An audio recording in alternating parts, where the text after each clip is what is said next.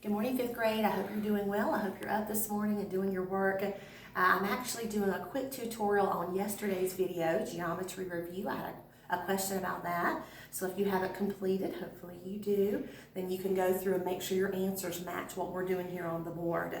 The first section was to name the geometric figures. So I'm sure you easily recognize the square, the circle, the octagon, the eight-sided shape, the pentagon, and the right triangle. Now a right triangle or a right angle is easily noticed by this little square in the corner. So that's where we have our right angle. Those lines are perpendicular to one another. 2A said what fractional part is polygons? Now a polygon is simply made up of a line segment. So everything in this column would be a polygon except for the circle. That's just a simple closed figure, but here you have a line segment. So that's a polygon as well as these.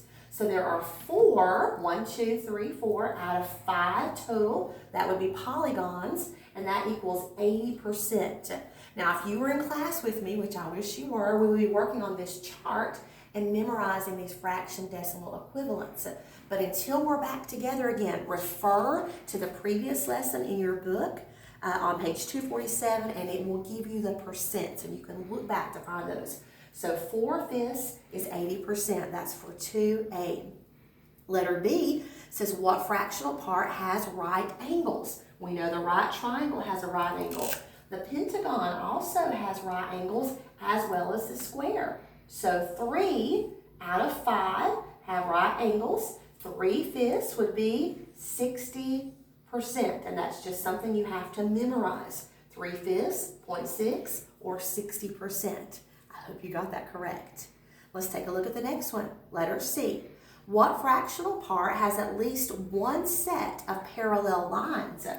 We see parallel lines in the pentagon. We see parallel lines in the octagon as well as the square. So 3 out of 5, it's going to be the same. 60% again. For letter E, what percent would be simple closed figures? They are all simple closed figures. So what percent represents all? 100%. And then it says what percent is hexagons? And a hexagon is a 6-sided figure. Just like the word 6 has an X in it, hexagon has an X. It's a 6-sided figure.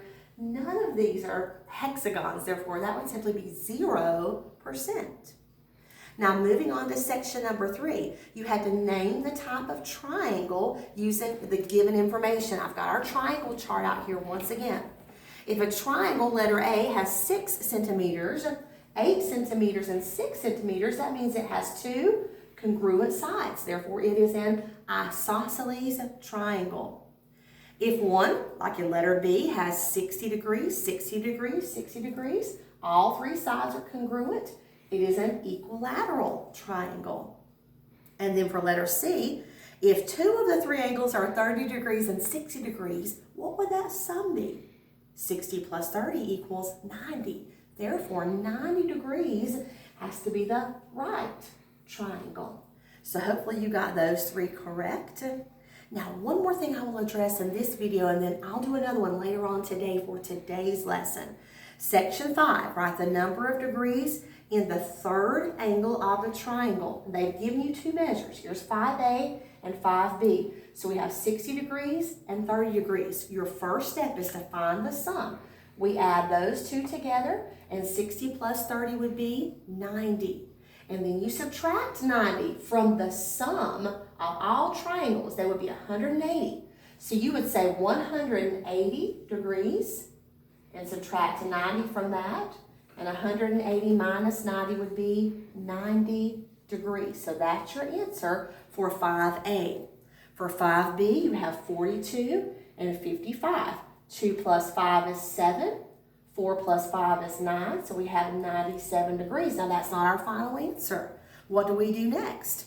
We subtract 97 from 180 degrees. And we see that letter B would be 83 degrees. If you add all 3 angles together, they should equal 180 degrees. Now on the back page, you have a little line graph to work with, and it's going to be some shapes. and the rest is review. So hopefully you'll do well with that. I'll try to be back in touch shortly with another video for today. See you soon.